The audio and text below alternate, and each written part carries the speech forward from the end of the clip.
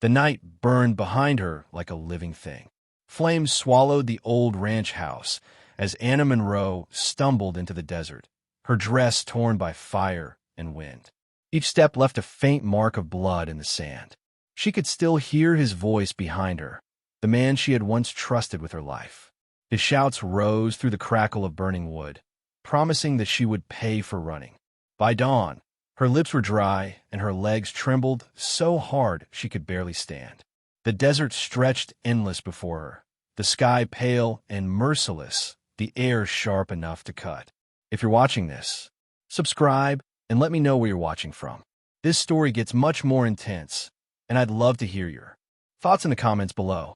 When she finally collapsed beside a weather barn, the splinters bit in her back as she slid against the rough wood. Her breath came in short, broken gasps. Shame, fear, and exhaustion tangled inside her chest until she could no longer tell them apart. She pulled a torn burlap sack over her head, not for warmth but to hide from the world, from what her life had become. That's how Jack Clay found her, a shadow crumpled in the dirt, barely breathing. He had seen death before, too often, and this looked close to it. At 55, Jack had buried more people than he cared to remember. Once a doctor, now just a ghost of one, he had promised himself never to pick up his tools again. But when he saw her face beneath the grime, pale, stubborn, still holding on, something deep in him stirred. A memory, maybe, of Eliza, the wife he couldn't save. That old ache pulled him forward. He knelt beside her and brushed a hand against her wrist.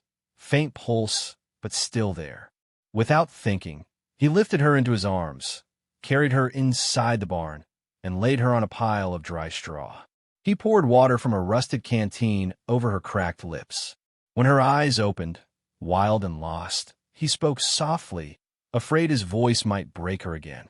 "You're safe now," he whispered. The words felt foreign in his mouth, like something said too late to matter. For 2 days, Anna barely moved.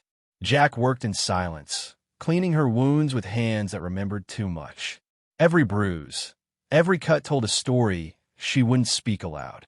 Sometimes he'd glance at her face and see fragments of someone else, someone he'd once loved and lost in the same kind of fire. When she finally stood, she tried to help around the barn, fetching water, feeding the horse, though her body trembled with every step. Her eyes never stayed still. They kept drifting toward the horizon, listening for sounds that didn't belong. The snap of twigs, a distant hoofbeat, a man's voice carried by wind. Every noise made her flinch. Jack didn't ask questions. He knew that some people carried pain like a shadow. Look at it too long, and it swallowed you whole. Then one evening, as the sun fell behind the hills, a rider appeared through the heat haze. The desert shimmered around him, turning his shape into something half-real. Jack's instincts woke before his reason. His hand went to the revolver on his hip. The rider slowed, stopped at the fence, his horse black as ash, his coat thick with dust. "Name's Cole Crow," the stranger said, voice steady. "Dr. Miller sent me. Said you might need a hand." The mention of Miller hit Jack like a spark on dry tinder. It had been years since anyone had dared to call him doctor. Cole's eyes shifted toward Anna, reading the air between them. The fear, the distrust, the silence that had settled deep. "Foster's men are coming," Cole said flatly. "You don't have much time." Anna froze. The name alone drained the color from her face. Jack caught that flicker of terror and didn't need to ask more. He studied Cole. Sharp eyes, steady hands, a man who had seen too much but hadn't lost his compass. He didn't know if he could trust him, but he trusted the fear in Anna's eyes even less. Without a word, Jack went for his horse. Whatever peace he had found here was gone.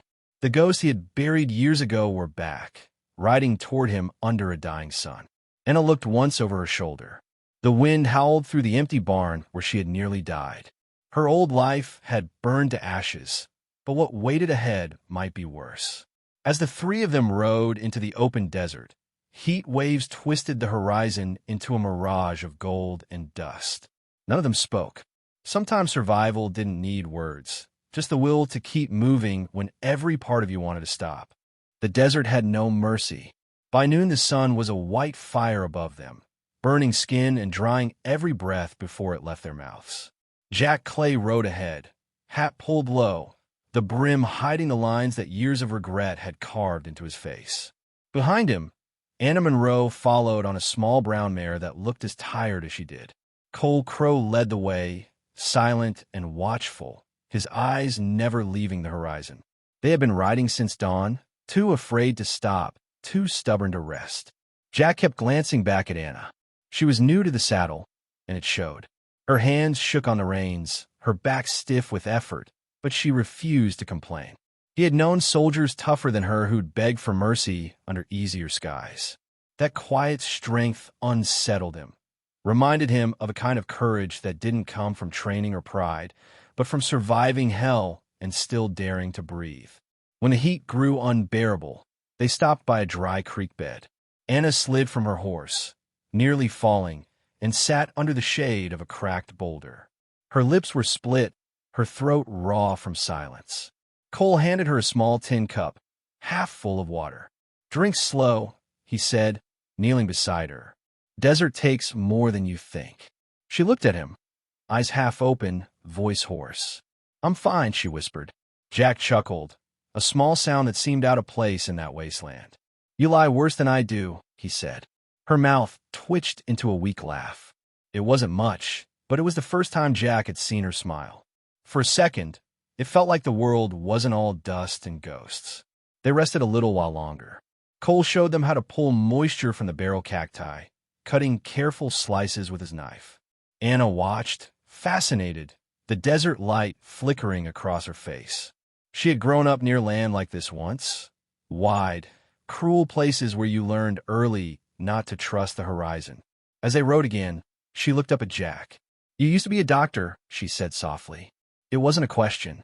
He nodded, eyes forward. "A long time ago. What happened?" He hesitated. "Stopped saving people who wanted to die." She didn't ask more, and he didn't explain. Some truths were too heavy to drag out in daylight. By late afternoon, the desert began to change.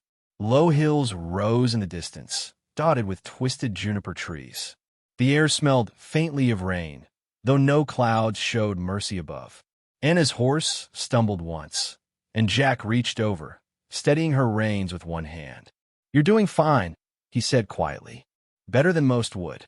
She smiled, exhausted but sincere. "Had a good teacher." Cole turned in his saddle, a rare grin tugging at his face. "Don't feed his ego, ma'am. He'll start giving speeches next." Jack laughed under his breath, and even Cole's chuckle joined hers. For that brief stretch of road, it almost felt like they weren't running from anyone, just three souls traveling west, chasing something they couldn't name. But peace in the desert never lasted long. The sun was sliding low, painting the world in red and gold, when Cole suddenly raised a hand. His horse stopped cold. Jack followed the line of his gaze.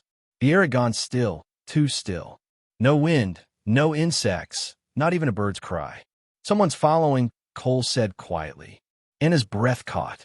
Jack's hand found his revolver before his mind caught up. The desert had gone quiet, like it was holding its breath, waiting. They scanned the ridges, but nothing moved except the shifting waves of heat. Cole dismounted, crouching low, his fingers brushing faint prints in the sand. Fresh. "3 riders," he murmured. "An hour behind, maybe less." Jack cursed under his breath. "Foster's men." He looked at Anna. Her eyes were wide, but she didn't break. Not this time. Maybe she'd already lost everything fear could take. "Then we ride faster," Jack said. Cole stood jaw tight. "No, we ride smarter. There's an old cave system in the foothills. Apache land. If we make it before dark, we've got a chance." The sun dipped lower, bleeding light across the stones. Jack could feel his heart pounding again, not with panic but with something heavier. The part of him that had stopped believing in redemption whispered, "You don't get second chances like this." He tightened the saddle straps and met Anna's eyes. "You ready?" She nodded. "I've been running a long time," she said. "Might as well finish what I started." Jack almost smiled. "Good answer." They mounted up. The horizon shimmered like fire, the air thick with dust and memory. Somewhere behind them, The men who wanted them dead were closing in. Ahead lay only storm clouds and stone. And as the wind picked up, whispering through the canyons, Jack Clay knew one thing for sure. Whatever waited in those hills was going to test more than their aim. It was going to test their souls. By morning, the storm had finally broken, leaving the world washed in silence. The ground outside the cave was slick with mud, the horses restless and shivering. Inside, the little fire had burned itself to ash. Jack Clay sat with his back against the wall, watching as faint light crept across the stone. He hadn't slept. None of them had. Every time he closed his eyes, he heard the echoes of gunfire, the screams that the rain had swallowed. Cold Crow was sitting near the entrance, his arm bandaged, jaw tight from pain he refused to admit. Anna Monroe had curled up on a blanket near the fire's remains, half awake, half dreaming, her face pale under streaks of soot. She looked fragile in the morning light. Not weak, just worn down to the bone. When she opened her eyes, Jack saw a flicker of confusion, as if she had forgotten for 1 second where she was. Then the memory hit her as she sat up fast, breathing hard. "You're all right," Jack said softly. "They're gone." Her voice came out raw. "For how long?" He didn't answer right away. "Long enough to breathe." She nodded, pulling the blanket tighter around her shoulders. For a while, none of them spoke. The sound of dripping water filled the cave, steady and hollow. It was the sound of life refusing to quit. Cole finally broke the silence. "We should move before noon. Foster's men will be tracking by then." The storm might have slowed them, but not stopped them. Anna looked between them, exhaustion clouding her eyes. "And go where?" Jack stared at the muddy ground. "Silver Creek. It's small, quiet. I've got an old friend there who still owes me more than a drink." Cole raised an eyebrow.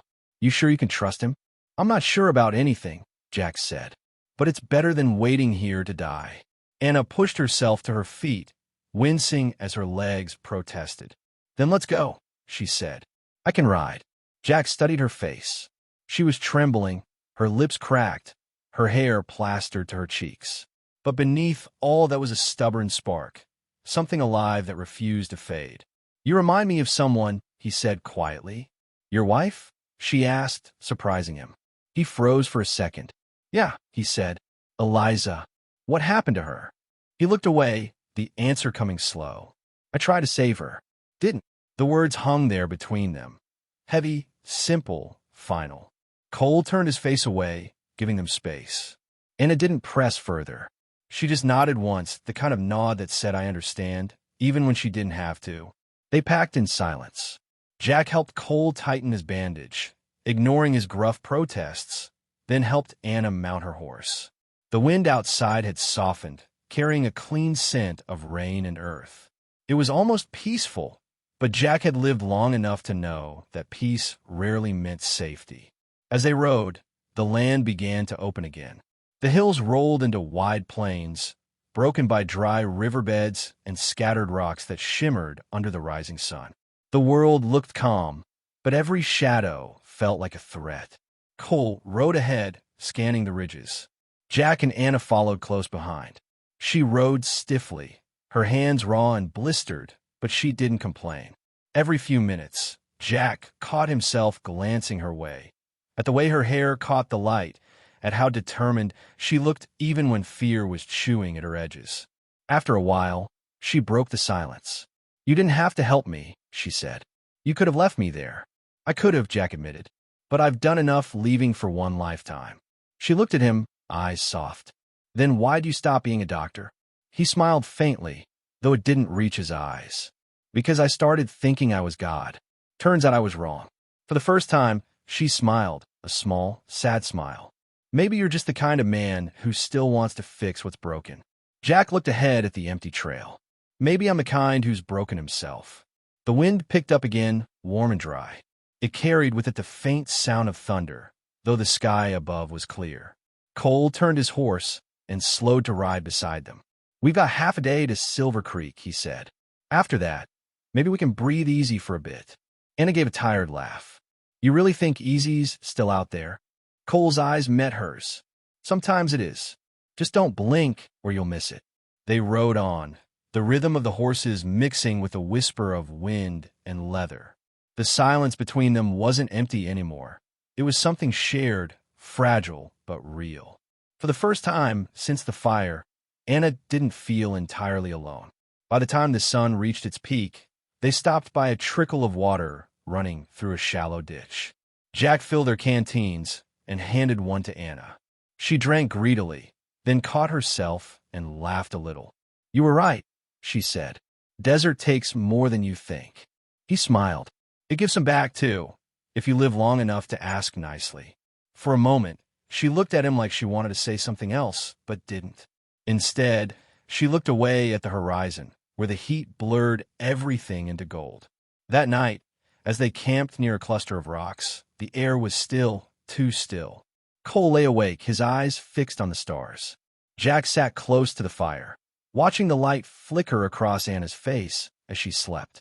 Something in him softened, a part that had been hard and cold for years.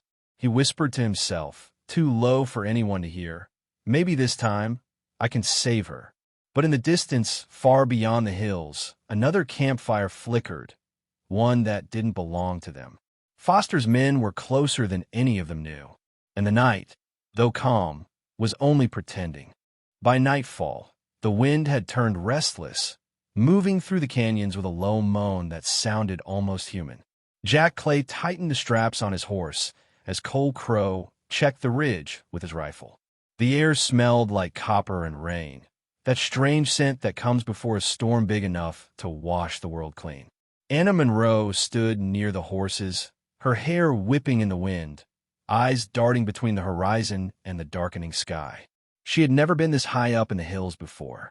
The rocks glowed red under the dying light, and each gust of wind felt like it was whispering a warning. Jack caught her staring at the clouds. "Storm's close," he said. She nodded, voice soft. "Feels like it's been chasing us." He gave a small smile, though his eyes stayed sharp. "Storms do that. They wait till you're tired." Cole motioned for them to move. "Let's go. We've got half a mile before we hit the caves." They rode fast, the trail narrowing as they climbed. The air grew cooler, the light fading to a bruised purple. When the first raindrop hit Jack's hand, it was warm, too warm. Another followed, then another, until the wind carried sheets of water sideways. The storm broke open above them, lightning tearing the sky in two. They pushed the horses harder. Anna gritted her teeth, rain running down her face. She wasn't just running from men anymore. She was running from the memories, the fire, the shouting, the weight of everything she'd left behind. By the time they reached the mouth of the cave, thunder was shaking the ground beneath them. Cole jumped off first, leading his horse inside. Jack followed, helping Anna down.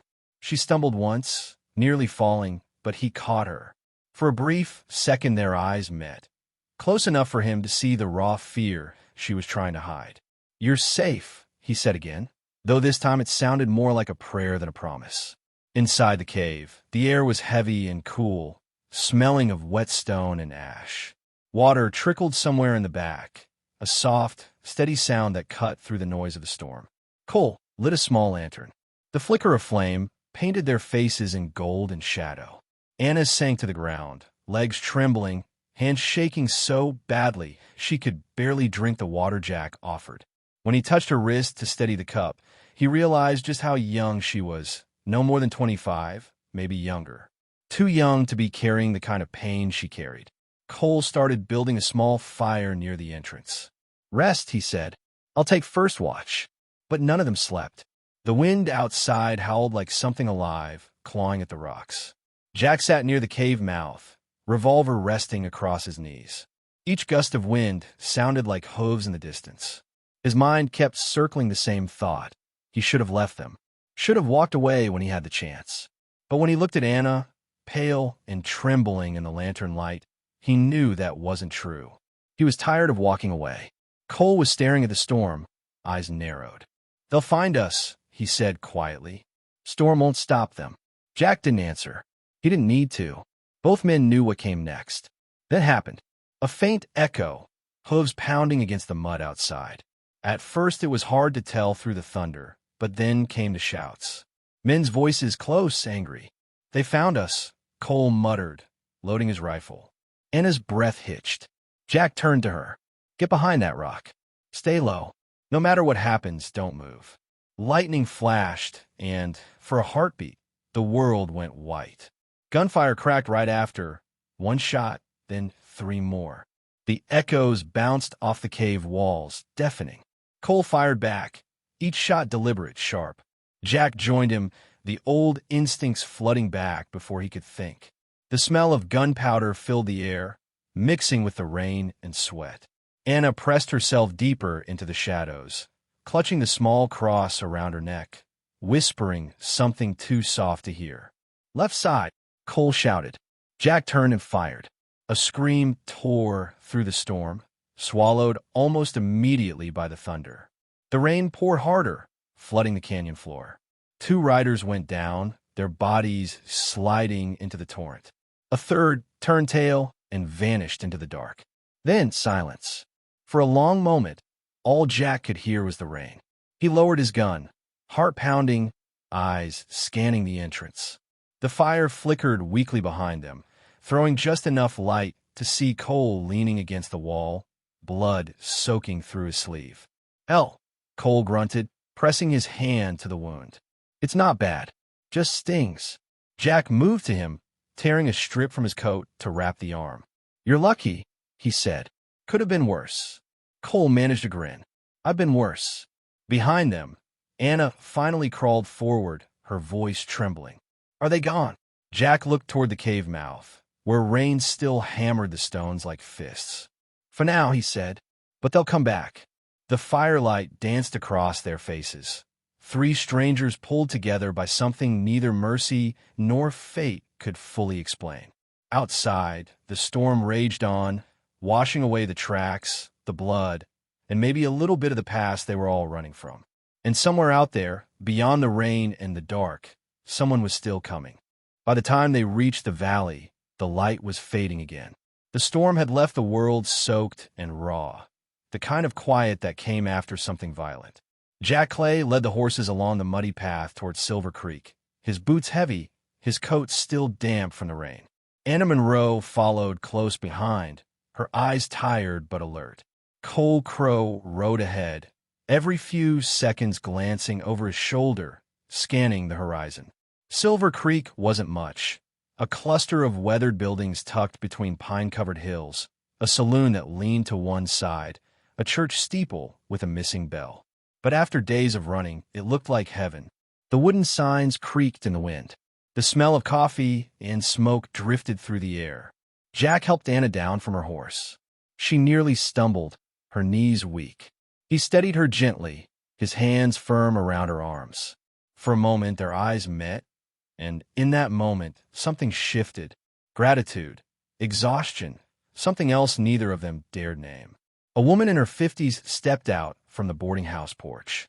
Her face was round but sharp, the kind of face that could read a stranger's life in one look. You folks look half dead, she said. Rooms upstairs. 2 of them. You pay first, no questions asked. Jack nodded, slipping her a few coins. We won't be trouble. I'll believe that when I see it, she muttered, but her tone softened when she saw Anna. Come on, honey. Let's get you some warm water. Inside, the boarding house smelled of soap, old wood, and something safe. Anna washed the dirt from her face in a cracked mirror. The woman, Mrs. Parker, she'd said, brought her tea. When Anna lifted her head again, she hardly recognized herself. The ash was gone, the bruises fading, her eyes clearer. She looked almost like someone who could start over. Jack stood quietly in the doorway, watching her. He didn't mean to stare, but something about seeing her like that, clean, alive, almost smiling, hit him deep. He caught his reflection behind hers, old and tired, the ghost of a man who didn't belong in this room. You ever get used to it? She asked softly, meeting his eyes in the mirror. What's that? Losing parts of yourself, one piece at a time. He thought for a long moment. No, he said. You just learn how to keep walking without them. She nodded. Guess that's what we're doing then. Downstairs, Cole was sitting at a table with a cup of coffee that looked like mud. His arm was stiff, his voice quiet. Stage to California leaves in 3 days, he said when Jack joined him. If we can keep her hidden that long, she's gone for good. Jack leaned back in his chair. 3 days. That's not much time. Cole smirked. Long enough if we stay smart. The next morning, the sun came bright and soft over the hills. It almost looked peaceful. Jack, Cole, and Anna sat at a small table near the window, pretending they were just travelers, not fugitives. The coffee was terrible, but it was hot, and that was enough. Cole laid out the plan. Foster's men are still out there asking around, so we stay in plain sight. People don't question what they think they understand. Anna frowned. How do we hide in plain sight? Jack answered with a small smile. We change what they see. By noon, Mrs. Parker had found a black gown in an old trunk upstairs. She helped Anna into it, fixing the collar and smoothing the fabric. You look like you buried 3 husbands, Mrs. Parker said with a chuckle. Perfect.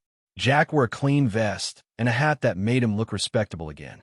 Cole borrowed a jacket and tied his injured arm tight, so it looked like a harmless accident. When they walked down the main street, nobody saw 3 runaways.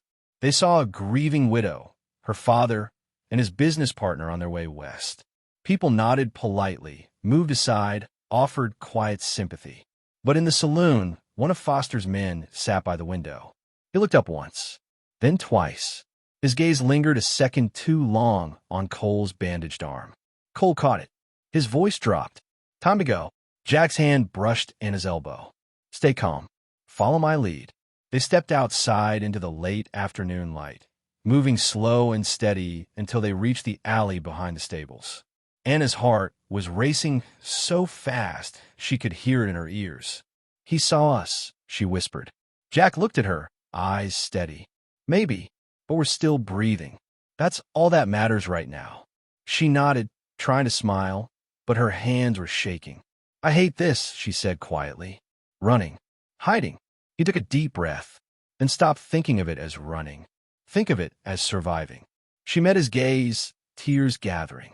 You make it sound easy. It's not, he said, but you get used to choosing life, even when it hurts. For a moment, they just stood there, 2 broken people caught in the stillness between fear and something that felt almost like hope. Cole's voice broke it. We move before sunset, he said. They'll come sniffing again soon. Jack nodded, but his thoughts were somewhere else, on how Anna's hand had brushed his, how her voice cracked when she tried to sound brave. He had saved her once, but he wasn't sure who was saving who anymore. That night, as the lamps in Silver Creek flickered and the wind hummed through the pine trees, Jack sat by the window of his room, staring at the dark street below. Every sound made him tense, boots in the mud, laughter from the saloon, the faint creak of a swinging sign. Across the hall, Anna's room was quiet. He thought of what she'd said earlier, about losing parts of yourself. Maybe she was right. Maybe that was what life was. Losing piece by piece until what's left is just enough to keep moving. He sighed, leaned his head back against the wall, and whispered to the empty room, Please don't wait another second. He didn't know who he was talking to, maybe God, maybe Eliza, maybe himself. But in the silence that followed, it almost felt like someone heard him. Night draped over Silver Creek like a heavy coat. The rain had stopped, but the air still carried that wet, restless quiet that comes before something bad. Inside the small boarding house, every sound felt louder. The creak of floorboards, the faint ticking of a wall clock, the low hum of the wind brushing against the window panes. Jack Clay sat by the window, revolver resting on the table beside a half-empty glass. His reflection stared back at him in the glass, a face worn down by guilt and sleepless nights. He wasn't sure who he saw anymore, the man he had been, or the one trying to make up for him. Across the hall, Anna Monroe lay awake, staring at the ceiling. The shadows moved across her face, soft and uncertain. She could still feel the heat of his hand from earlier when he'd helped her off the horse, the calm in his voice when she was close to breaking. There was something about him that felt like safety, and yet that scared her more than anything. Safety always came before the fall. She turned her head toward the window. Outside, the street was empty except for the lamplight flickering over the mud. Somewhere out there, she knew, men were still hunting her. She closed her eyes, but her body wouldn't rest. The hallway floor creaked. Jack's voice came low through the half-open door. Can't sleep either, huh? Anna sat up. Do I look like someone who can? He smiled faintly. You look like someone trying real hard to pretend she can. She shook her head, the corner of her mouth twitching. You always talk like that. Like what? Like you've already seen how the story ends. He leaned against the doorframe, folding his arms. Maybe I have. Anna looked at him for a long moment. You ever think about stopping? About just letting life catch up? Jack thought about that. About the years he'd spent running from his failures, from the ghosts of people he couldn't save. Every damn day, he said. But then I wake up and there's always someone else who needs saving. Must be exhausting. It is, he said softly, but it's the only thing that keeps me alive. She looked down at her hands. You don't even know me, Jack. You don't know what I've done. He stepped closer, his voice steady but gentle. Doesn't matter. Whatever you did, you're still here. That's reason enough to keep fighting. Her throat tightened. She wanted to believe him. She wanted to think she was more than the worst thing she'd survived. But belief was a hard thing to rebuild once it burned. Downstairs, a door creaked open. Both of them froze. Then came the soft sound of boots on wood. Slow. Careful. Jack moved without a word, motioning for Anna to stay back. He reached for the revolver on the table and crept to the top of the stairs. The dim lantern light from the hallway cast long shadows down the stairwell. He could hear muffled voices, men's voices. He turned back to Anna. They're here. Her breath caught. Foster's men. He nodded. 2, maybe 3. Cole's door opened across the hall. He was already awake, rifle in hand, his expression calm but sharp. You sure? I'm sure. Cole exhaled slowly. We can't fight in here. Too many walls, too little cover. Then we don't fight, Jack said. We protect her. That's it. Cole gave a grim nod and slipped toward the back stairs. Jack stayed at the top, listening as the voices moved closer, asking questions, the kind that made the stomach twist. Seen a woman travel through here? Burned scars on her arms? Might have had 2 men with her. Mrs. Parker's voice answered, tight but steady. Plenty of travelers come through, mister. You'll have to be more specific. The man chuckled low. Trust me, lady, I'll find her. Jack's jaw clenched. He motioned to Anna, whispering, stay quiet. Don't move unless I say. She nodded, her eyes wide, fear trembling in her breath. He could see the memories flashing behind her eyes, the fire, the screaming, the hands that had held her down. Jack reached out and touched her shoulder, grounding her. You're safe, he whispered. Not this time. The front door slammed. Silence followed. For a few endless seconds, Jack couldn't tell if they had left or were waiting outside. Cole returned from the back stairwell, shaking his head. They're gone. For now. Anna let out a shaky breath she didn't know she'd been holding. Jack lowered his gun slowly, his hands trembling now that the danger had passed. 3 days, Cole said. We just need to make it 3 days. Anna looked between them. And then what? Then you get on that stagecoach to California, Jack said. And you start over. Her eyes searched his. And you? He smiled faintly. I don't think men like me get new starts. But maybe helping you find yours will be enough. She didn't know what to say. She wanted to tell him he was wrong, that everyone deserved a second chance. But she didn't know if she believed that for herself. Later, when the town finally went quiet again, Jack sat back down by the window. The sky outside was just beginning to pale with dawn. He could see the stagecoach yard from here, the same one that might carry Anna far away from all this. He watched her reflection in the glass as she stood in her room, brushing her hair, tying it back with shaking hands. And for the first time in years, he felt something like peace, fragile, trembling, but real. He whispered to the rising light, maybe that's enough. But even as he said it, he saw movement on the far ridge, a lone rider watching the town. The fight wasn't over. Not yet. And as the sun climbed over the hills, Jack Clay knew one truth that would follow him to the end. Redemption always came with a price. The morning came pale and quiet, but peace in Silver Creek never lasted long. The streets were still slick from the night's drizzle, and the mist clung to the rooftops like ghosts that hadn't decided where to go. Jack Clay sat at the edge of his bed, buttoning his shirt with hands that trembled more from thoughts than age. He could still feel the weight of the night, the knock that never came, the voices downstairs, the way Anna Monroe's breath hitched every time the floor creaked. He stood by the window, watching her across the narrow street. She was sitting on the porch steps of the boarding house, her black gown heavy with dew, staring into the fog like she could see all the choices she never got to make. She looked both lost and alive, the kind of woman who'd been to hell and was still trying to decide if it was worth leaving. When he stepped outside, she didn't turn around.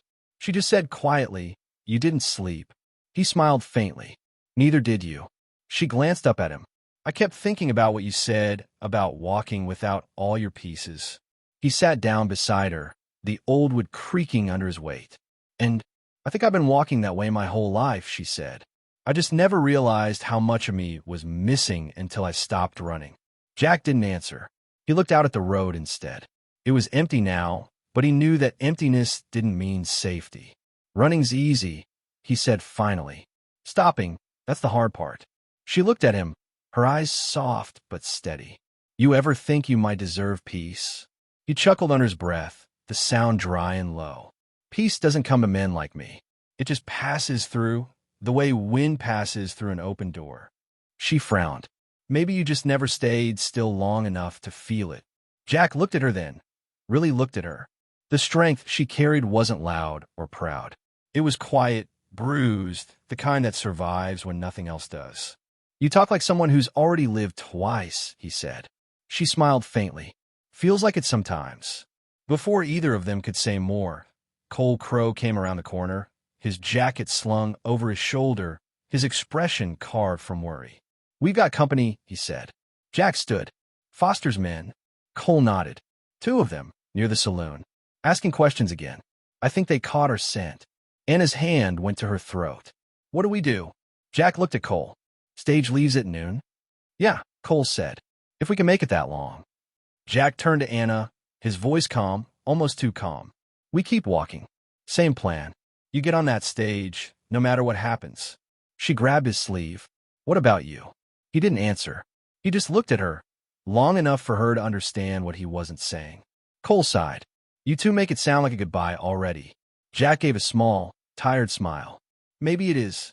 They moved through town slowly, trying not to draw eyes. Cole walked ahead, pretending to check his horse's reins. Anna kept her veil down, the black lace brushing against her cheeks. Jack stayed close, hand never far from his revolver. Every step felt heavy, like walking toward a choice none of them wanted to make. As they reached the edge of the street, one of Foster's men stepped out from the saloon. His coat was dark, his face mean and familiar. He looked at them, really looked, and smiled. "Well," the man drawled, "ain't that something? Thought you could hide, huh?" Cole's hand went for his gun, but Jack grabbed his arm. "No," he said quietly. "Not here." The man took a step closer, eyes narrowing. You got no idea what she took from him. He ain't gonna stop till she's dead. Anna's voice cracked. He already took everything. The man's grin widened. "Not yet." Cole moved first, shoving Anna behind him as Jack drew his revolver. The sound that followed split the air, one sharp gunshot, echoing down the empty street. The man staggered, fell, and didn't move again. For a second, nobody breathed. Then Jack turned to Anna. "Go," he said. "Now." She hesitated, tears shining in her eyes. "Jack." He shook his head. "Don't waste it. You've got your second chance." Cole grabbed her arm. "The coach is leaving. We don't have time." Anna looked back once, just once. Jack stood in the middle of the road, smoke curling from his revolver, the mist swallowing him whole. Her chest ached in ways she couldn't name, but she turned and ran. The sound of the stagecoach wheels echoed like thunder as it pulled away, carrying her into the rising sun. Jack watched until the dust faded. Cole came up beside him, his voice quiet. "You could have gone with her." Jack's eyes stayed on the horizon.